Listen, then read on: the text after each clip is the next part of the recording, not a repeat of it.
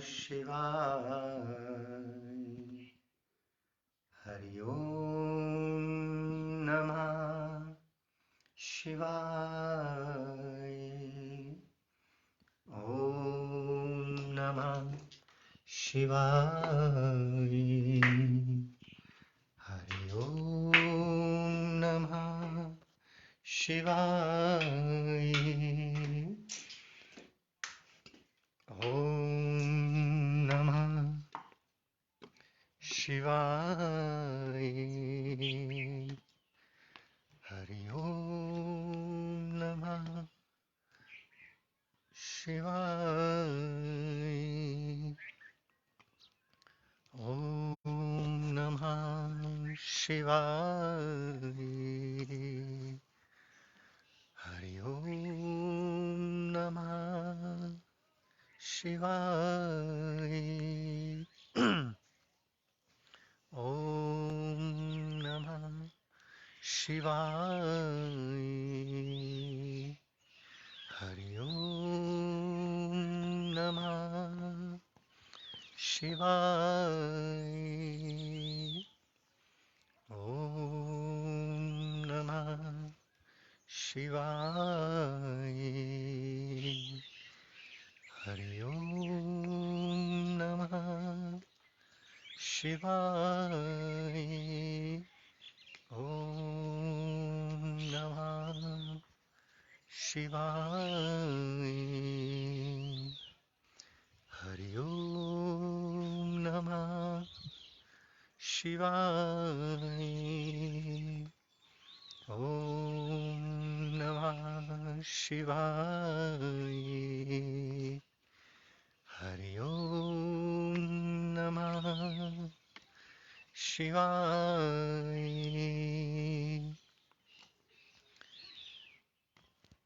प्यारे साधकों, प्यारे मित्रगणों, सुबह की राम राम। ओम नमः शिवाय। आप सब कैसे हैं? आशा करता हूँ कि आप सब बहुत आनंद में होंगे, मस्ती में होंगे, प्रभु की कृपा में जी रहे हैं। सभी सब बहुत खुश हैं।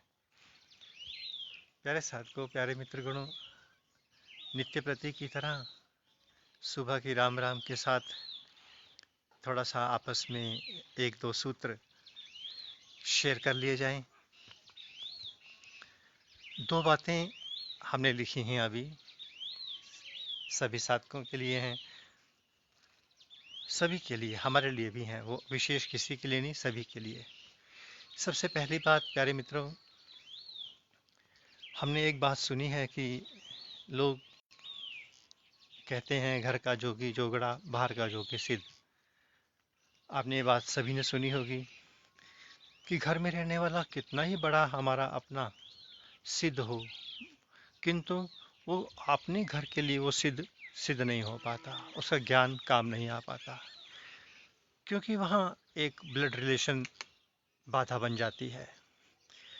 इसलिए जैसे हमने बाबा फरीद के बारे में बताया था, फरीद की माँ स्वयं सिद्ध थी। ऐसे अनेकों अनेकों साधकों के माता पिता और गुरु भी सिद्ध होते हैं, फिर भी उन्हें उनका लाभ नहीं मिलता। एक बार आपने, कई बार हमने भी सुना, आपने भी सुना होगा, भगवान बुद्ध के कुछ ऐसे शिष्य हुए जो भगवान बुद्ध के पास रहते हुए बुद्धत्व को उपलब्ध नहीं हुए, उन्हें वहां से जाना पड़ गया कहीं और। तो उन्होंने पूछा था भगवान से कि प्रभु, आपके पास रहते हुए हमें ज्ञान की प्राप्ति क्यों नहीं हो सकती? तो भगवान बुद्ध ने कहा था कि जरूरी नहीं कि हर साधक के भाग्य में हम ही हों, ये तो परमात्मा की व्यवस्था है। तो प्यारे साधकों, घर का जोगी जोगड़ा, बाहर का जोगी सिद्ध, भले ही हम कितने ही सिद्ध हैं, कितने ही बुद्ध हैं, किंतु किसके भाग्य में क्या लिखा है और कहाँ से उसका भाग्य सिद्ध होना है, ये तो परमात्मा ही जानता है। और किसी भी साधक को बहुत अधिक देर तक प्रतीक्षा नहीं करनी चाहिए। अगर वो बहुत अधिक देर तक प्रतीक्षा करता है तो इसका अर्थ उसके भीतर प्यार नहीं है। कल हमने एक बात का उदाहरण दिया था, तो उस उदाहरण को फिर से हम रिपीट करते हैं समझाने के लिए। दो बातें हो सकती हैं, या तो मुझे प्यास नहीं है इसलिए मैं पानी नहीं पीता, या वो पानी जिसके कुएं के पास मैं बैठा हूँ उसमें पानी नहीं है, या वो पानी मेरे अनुकूल नहीं है। अन्यथा जिसके पास मैं रहूं और मेरा जीवन परमात्मा को उपलब्ध ना हो, अगर वो बुद्ध है तो हमारा जीवन बुद्धित्व को उपलब्ध होगा ही होगा। और दूसरी बात, हमने एक बात कही, अक्सर हमने देखा, आप सबने भी देखा कि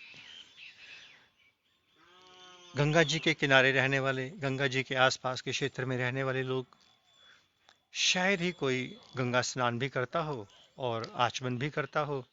वहाँ के लोग तो अपना व्यापार धंधा में लगा रहते हैं सारे। उन्हें गंगा गंगा नहीं, उनके लिए बहती हुई नदी है।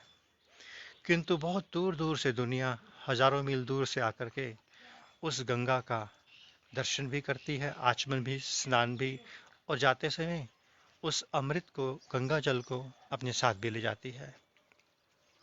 ठीक इसी प्रकार से हमारे चारों धाम जो उत्तराखंड में हैं, स्थानीय लोग शायद कोई ही जाते हों, किंतु पूरी दुनिया से, अमेरिका से, लंदन से और पूरे भारत से लोग आकर के वहाँ भजन करते हैं, तप करते हैं, किंतु स्थानीय कोई नहीं करते।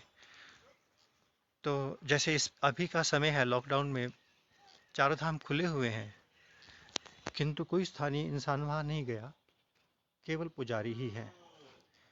और जैसे ही अवसर मिलेगा, पूरी दुनिया से लोग इन चारों धाम के दर्शनों के लिए, वहाँ तप के लिए आएंगे। तो अक्सर ऐसा देखा गया है प्यारे साधकों, प्यारे मित्रों, जो जहाँ रहता है अक्सर उसकी तपस्या वहाँ अटक जाती है, वो रुक जाता है। इसलिए अच्छे अच्छे साधक अपने स्थानों से निकल करके अन्य स्थानों की ओर चले गए, जाना पड़ता है, क्योंकि उस स्थान का मोह, उस स्थान के हमारे रिलेशन हमें रोक लेते हैं, आगे नहीं बढ़ने देते। इसलिए जितने भी साधक हुए, बुद्धत्व को उपलब्ध हुए, सभी अपने अपने उन स्थानों, ऐसा नहीं कि जहाँ वो रहते हैं वहाँ परमात्मा नहीं है, या उन्हें वहाँ से परमात्मा की उपलब्धि नहीं हो सकती। परमात्मा तो कण कण में है, किंतु कुछ हमारे ऐसे संस्कार हैं, रिलेशंस हैं, संबंध हैं। अब एक छोटा सा एग्जाम्पल ही समझा देते हैं, उसकी समझ से हम जल्दी समझ जाएंगे। हम अपने घर में बैठे हैं, हमारे परिवार के सदस्य को, किसी को अचानक कुछ दुर्घटना हो जाती है, चोट लग जाती है, तो अच्छे से अच्छे ध्यानी का ध्यान टूट जाता है और उसकी ओर चला जाता है। और अगर वो बहुत दूर है, हजारों मील दूर है, अपनी तपस्या में है, और वहां अगर उसे सूचना भी मिलती है, तो उस पर इतना प्रभाव नहीं पड़ता। स्थान बदल गया, चित्त वृत्तियां सब बदल गई।